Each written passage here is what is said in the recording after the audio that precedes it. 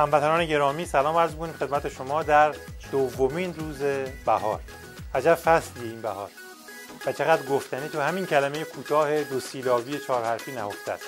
انگار که شکوفایی و رویش و غلبه بر انجماد همه اینا رو یکجا در خودش داره، از انقلاب‌های آزادیخواهانه تا سالهای پربار عمر هر فردی رو میتونه شامل بشه. حالا ما میریم به پیشواز بهار و انشاءالله که بتونیم به بهترین شکل محققش بکنیم در بهار مردم ایران. خامنه‌ای طلسم شکسته خیلی ضعیفتر و مفلوکتر از اونه که بتونه به طرفین جنگ جناحی تو نظامش دهنه بزنه. پشمی به عمامش نمونده و هیچ کنترلی روی جناح‌های مختلف نظامش نداره. هارت و پورت هم که میکنه که اگه کسی اختلاف بکنه نمیدونم خائنه و اینها، کسی براش تره خورد نمیکنه، تازه یه چیزی هم تو کاسش میذارن. نمونهش همون پاسخی بود که احمدی نژاد بعد از دعواش با لاریجانی به تهدیدات خامنه‌ای داد. دوست عزیزمون بهروز شعر بلندی در بیان همین وضعیت خامنه‌ای فرستادن که من قسمت از اون رو خدمتتون میخونم. در مورد پاسخ احمدی نژاد به توپ و تشر خامنه‌ای است. چو عظما بتوپید با قیل و داد که ای احمقان خر بی سواد، به سان خمینی بزد یک نهیب، خفه ای همه دشمن نانجیب.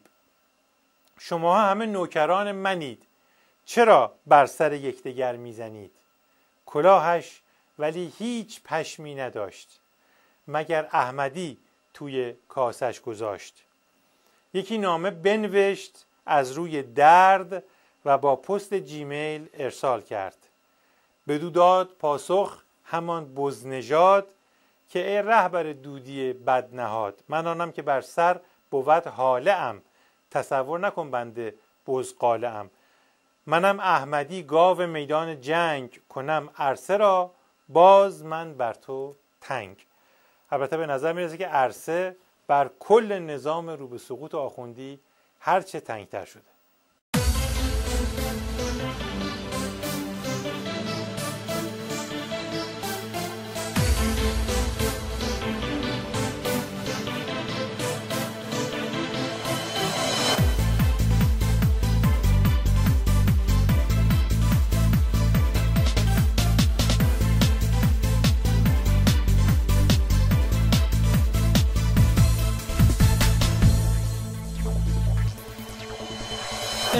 اشفنه یا احمدی جون انتری ابرو کمون، قدر عظما رو بدون مرو با دیگری.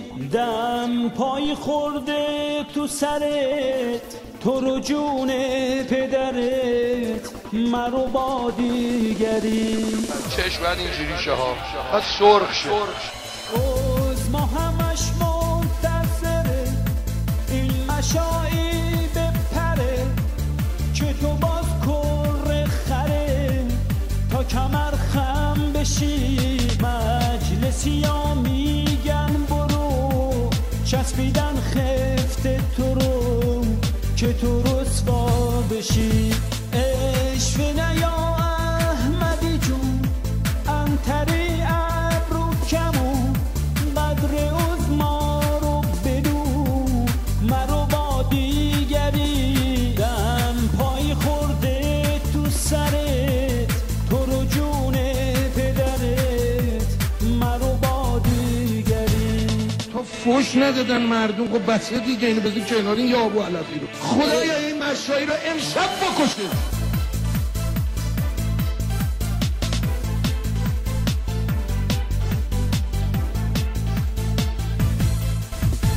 کل نظام تو خطره، حاجی خیلی پکره. چی میشه باز دوباره خر عظما بشی؟ مجلسی ها میگن برو، چسبیدن خفت تو رو که تو رسوا بشی. اشفنه یا احمدی جون انتری ابرو کمون، قدر عظما رو بدون مرو با دیگری. دم پای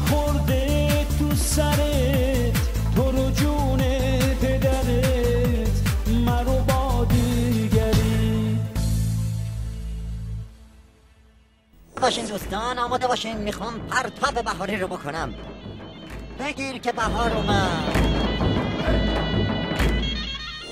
ملا حسنی نماینده رو دست مونده ولی فقیه که سابقه نمایندگی ولی فقیهش بیشتر از سابقه خود ولی فقیه هست رو خب حتما میشناسید.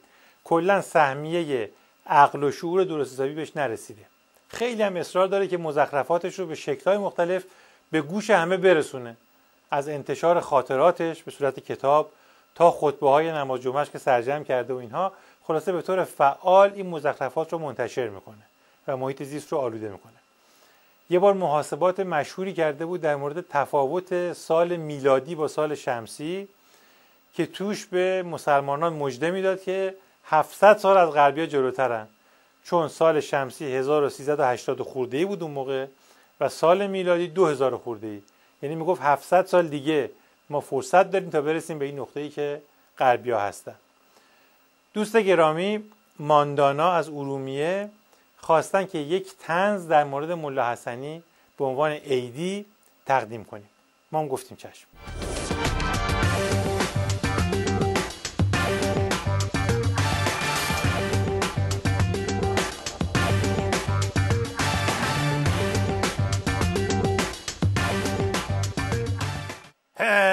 امروز ملا حسن صحبت میزنه از اون 3 نوروزی که جشن میگیری، اون 3 جشن راه بیندازی که نوروزه خجالت بکش. قبلش که اون چهارشنبه سوزه، اون چهارشنبه این هم 9 روز میشه 13 که 13 بدر میکنه. امسال اختلاف بود که اون شب چهارشنبه سوزه 22 یا 29. اونا جوره ما 22 اسفند را گفتیم که یوم شکه. از 22 اسفند تا 29 اسفند هفته وحشت بوده. بس ایجی تو از همان اول کار که هنوز اونان سورا نشده اونطور درز نگاه میکنی خجالت نمیکشه؟ تو فکر کرده فقط خودت خره؟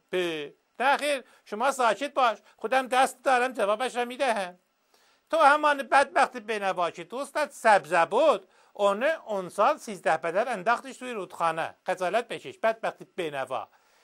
سنت اینه که اول اونو گره میزده بعد میانداخته. خجالت بکش. بله خلاصه اونو میگفتم که مقام عظما بر سر انتخابات گیر کرده مثل چیز.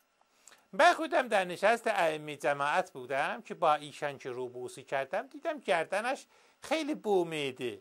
گفتم چرا؟ گفتند که آخه من مقام عظماه هرچی در نظام خرابکار هست میاندازند گردن من. خلاصه گفتم اونو که اون احمدی نژاد میآوری توی مجلس استرضاح میکنه. مقام عظما گفتند که خش بر سرتان با این شعورتان که نمیفهمی که استرضاح قبل از انتخابات یعنی چه. من را نمیفهمی چی یعنی چی، اما بس ایزی بدبختی بنوا. آخه بابا تو پروندت دست من اونجور نگاه میکنه. تو همانه که ازت پرسیدند که از این قفل فرمانت راضی؟ گفتی هن خیلی خوبی راضیم، فقط سر پیچ اذیت میکنه.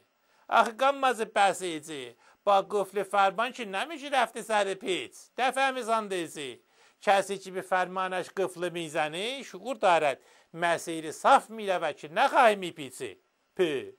خلاصه اونو صحبت میزدم. آخه صحبت میزنم در مورد گرانلخه که در محدود عید هسته. بعضی از مردم هنوز نان خاله میتوانند بخرند. اونا جوره از مسئولین درخواست میکنیم، تقاضا میکنیم که رسیدگی بکنند به این مسئله. خیلی مقبول که بر رایزم تحمل کردید، موقت باشد، هر چه خواهش اونه بسر بسط باشه.